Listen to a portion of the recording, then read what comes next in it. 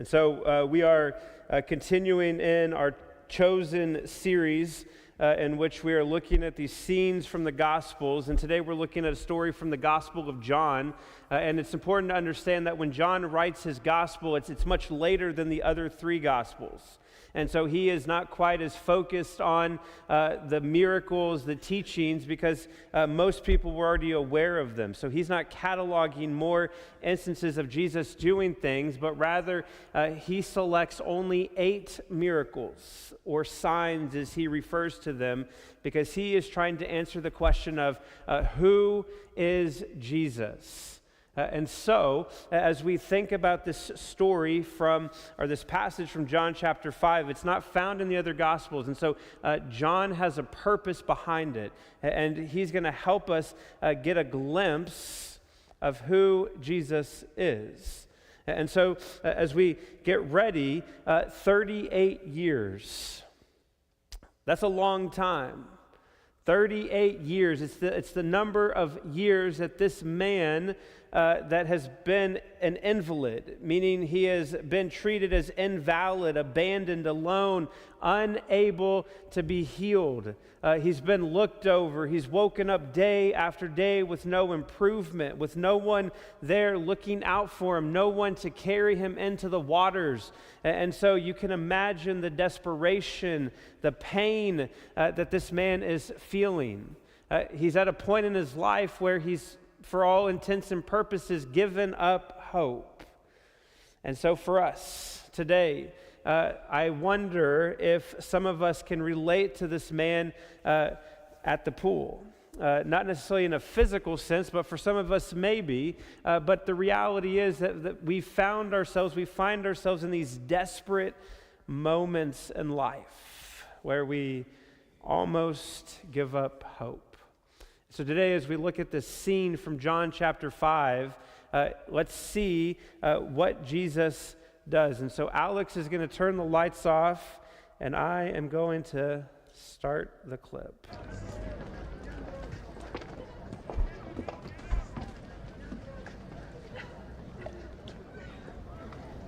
This is what all the fuss is about.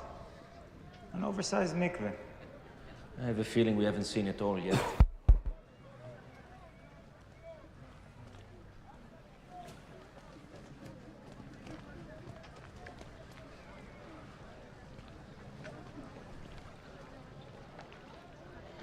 That's him.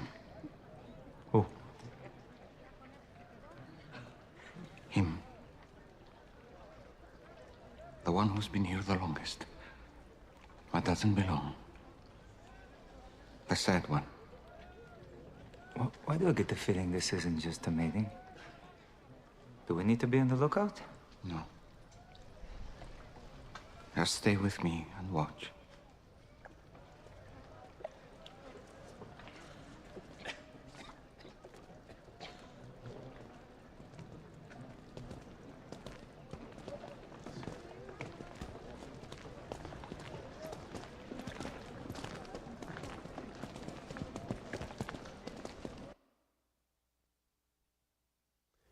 All right, so Alex, I would just leave the lights off for a few minutes. But here's where we're at. So John chapter 5, you see this picture where Jesus spots the man at the pool of Bethesda. And what I want to do is I'm going to read the text again. And this morning I'm actually reading it from the New King James Version because verse 4 is included. And I'll tell you a little bit in just a minute. But here we go.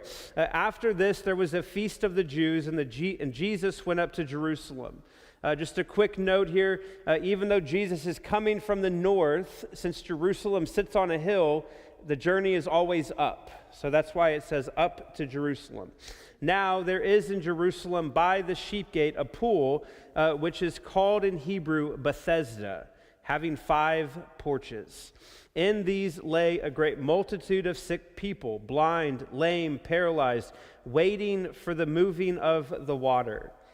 And then this verse, verse 4, not in most modern translations because it's believed, or it's like the scribes wrote it later kind of as a footnote to keep the purpose as to why these people are here. And this is what it says: "For an angel went down at a certain time into the pool and stirred up the water. Then whoever stepped in first after the stirring of the water was made well of whatever disease he had."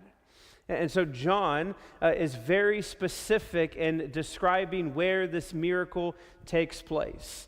He just says that it is in this place called Bethesda. And it's a place that has a pool and 5 porches. And for the longest time, a lot of people discredited the Apostle John because no such place existed.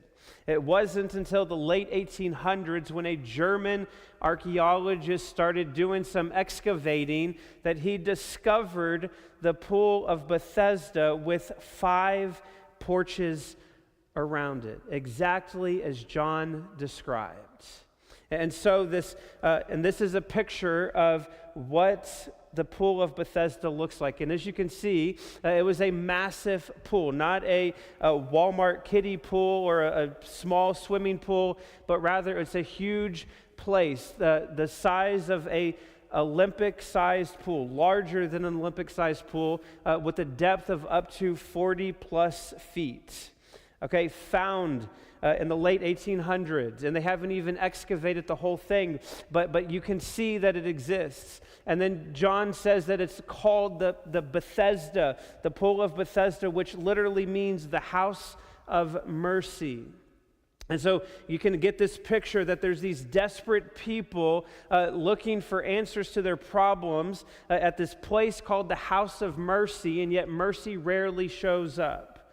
It doesn't show up, in fact, for most people until, as legend would have it, and maybe it's true, maybe it's not, that the angel would come and stir the water, and whoever stepped into the water first would be healed.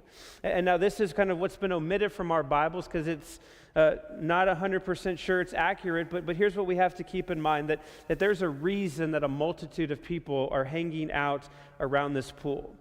There's a reason enough to believe that the water does have special healing power. And so, because of that, we can also maybe assume that God uses sometimes unconventional ways to heal people. In the Old Testament, he heals Naaman by having him step into the dirty Jordan River.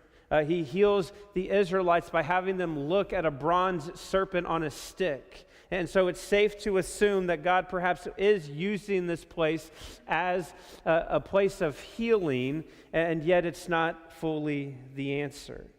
And so this place, Bethesda, and then finally it's by the sheep gates, which the sheep gate is where shepherds would bring the sheep in who would be cleansed in the pool and then taken to the temple and offered up as the atoning sacrifice for the sins. And it's no coincidence that the true Lamb of God, the one who actually has the power to heal and be the atonement, is here in this place, ready to heal the broken and the lost. And so John is, again, painting a picture of not just what Jesus is about to do, but what Jesus has come to do.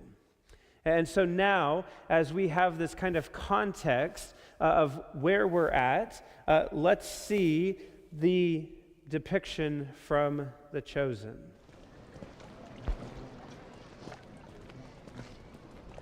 Shalom. Me? Yes. Shalom.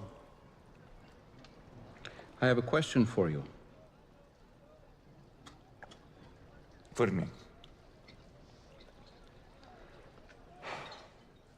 I don't have many answers, but I'm listening. Do you want to be healed? Who are you? We'll get to that later. But my question remains. Will you take me to the water?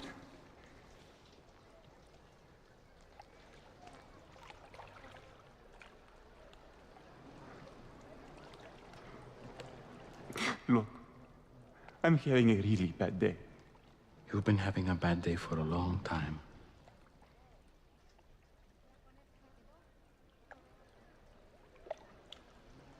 So? Sir, I have no one to help me into the water when it's stirred up. And when I do get close, the others step down in front of me. And so, Look at me.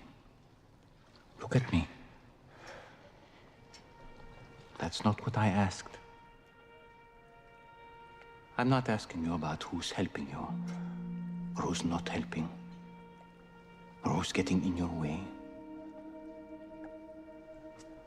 I'm asking about you.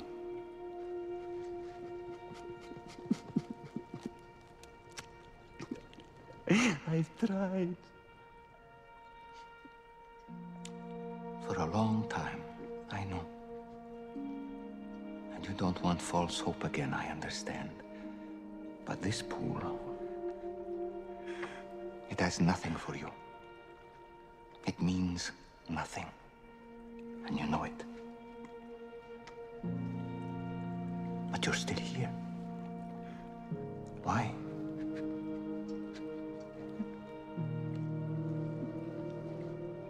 I don't know.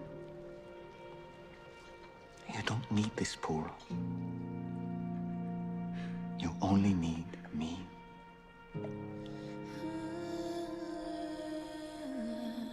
So, do you want to be healed?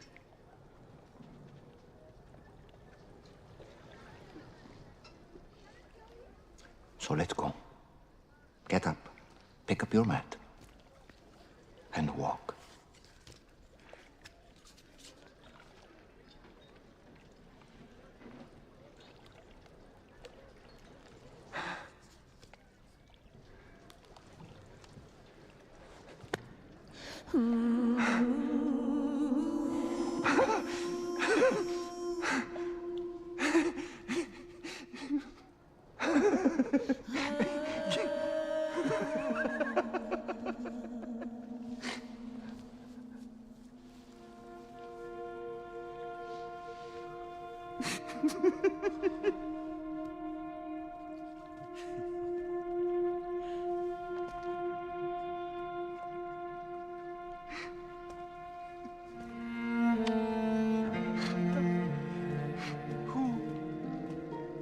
I'm free to walk, like he said. Don't forget your bed.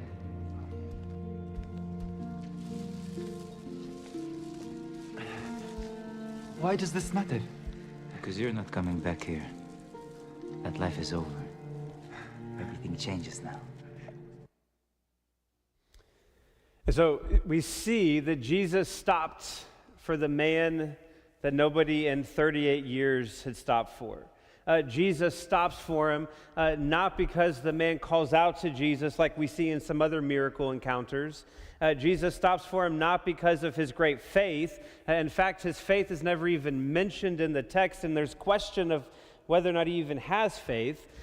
Or he doesn't stop because he had something to offer. And yet, what we see is that it's ultimately out of Jesus' grace that he stops for this man and he heals him. But we have to notice something else, that Jesus sees him and knows who he is, which is an important reminder for us that Jesus also sees us. He sees not just this man's body that has been withering away for 38 years, but he sees the story, the pain behind it. And in the same way, he sees our stories as well. Because I think for some of us, we may feel like this man who has been confined to a mat for 38 years, because there's things in our lives that have happened that have ultimately kind of kept us stuck or paralyzed, maybe not in the physical sense, but in an emotional or mental or spiritual sense, and it's kept us from moving forward. And so for me this morning, for us, the question that I want to ask us is, what is your 38 years? Again, for some of us, we've been paralyzed. We've grown comfortable with the situation, the condition. We've kind of built our life around it, made peace with it, and have settled in for the long haul. We've become desperate, and we find ourselves in this place of desperation, and yet here today, it's my hope and my prayer that we would be reminded and see that Jesus is walking towards you, that he's walking towards you in whatever that place is. So I'm going to get specific this morning and list several opportunities, several ways that perhaps your desperation is manifesting. Maybe it's grief, right? You lost someone and it feels like everyone else has moved on and yet you're stuck. Or maybe you're paralyzed by a marriage or relationship that is quietly dying. Or you're hanging on to something that was but is no longer there in terms of a relationship. Maybe you're paralyzed by addiction. Something has its grip around your life and you're ashamed of how long you've let it. Alcohol, drugs, gambling, approval, control. You've tried to stop before and yet you've slipped back. And you don't even know if it's worth trying anymore. You're paralyzed by anxiety or depression. You function, you show up, you probably look fine from the outside, but inside there's this weight that won't lift. There's this fear that doesn't quiet, a darkness that makes ordinary things feel impossible. Or maybe you're paralyzed by something that someone did to you. It wasn't you that chose the map, but someone put you there, and the wound became the walls to keep you in and feel safe and to keep others out. Maybe you're paralyzed by failure, a business, a relationship, a marriage, a child that is on a reckless path. Or maybe you're paralyzed by just simply feeling unseen. You give, you pour into things, and yet at the same time it feels like nobody notices. Or maybe your moment, your pit of despair or desperation looks like something else, but here's what I have to remind us of is that we are not alone. Psalm chapter 40 says this, that as I waited patiently for the Lord, He turned to me and heard my cry. He brought me up from a desolate pit, out of the muddy clay, and set my feet on a rock, making my steps secure. And so for us, it's this reminder that in the middle of whatever it is, in the middle of all of it, every year, every prayer that feels like it's been returned to sender, Jesus has seen you and Jesus has stopped for you, and he's asking the same question to you that he asked to the man at the pool. Do you want to be made well? And I think for some of us, it seems like this is a pretty simple question, and yet as we actually think about it, it's a little bit more challenging for some of us, right? Because we've grown comfortable with our place in the mat or our place in the despair. We've modified our lives to adjust for whatever it is to accommodate the thing that is overwhelming us.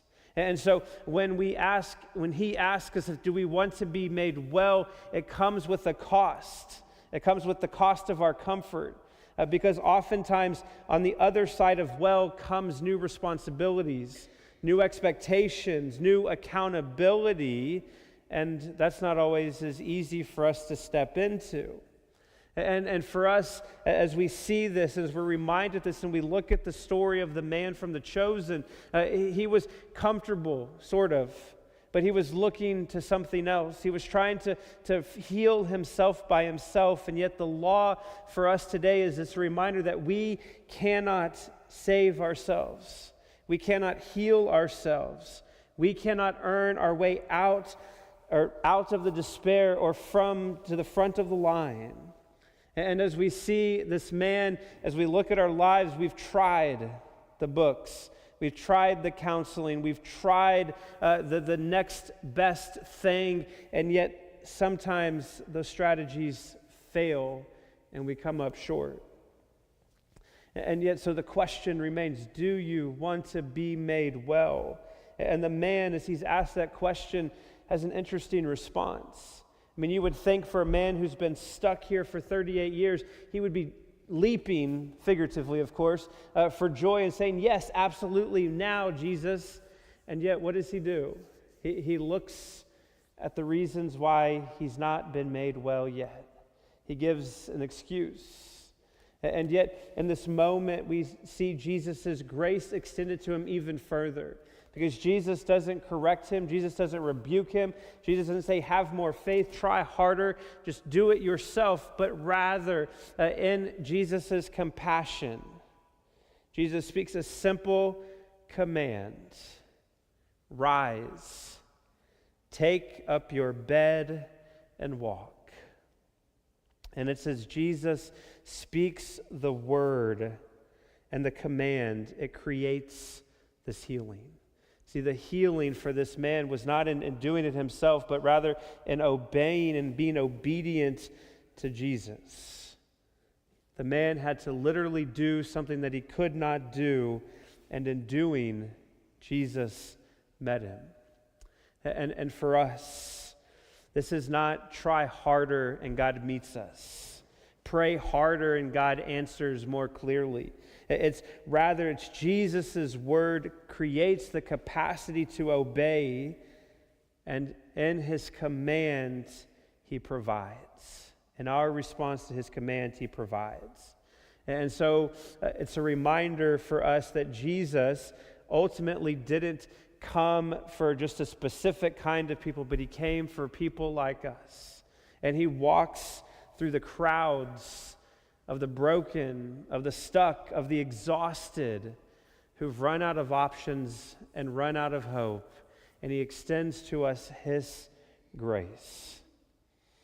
Not deserved, but because of who he is, he gives us new life.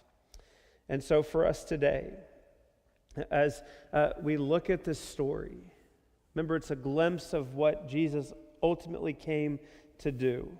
And for us in the church calendar year, next week, Jesus rides into Jerusalem. He rides through a gate not as a healer, but as a sacrifice. The Lamb of God who came to take away the sin of the world will do what every lamb that was washed in that pool at Bethesda only pointed toward.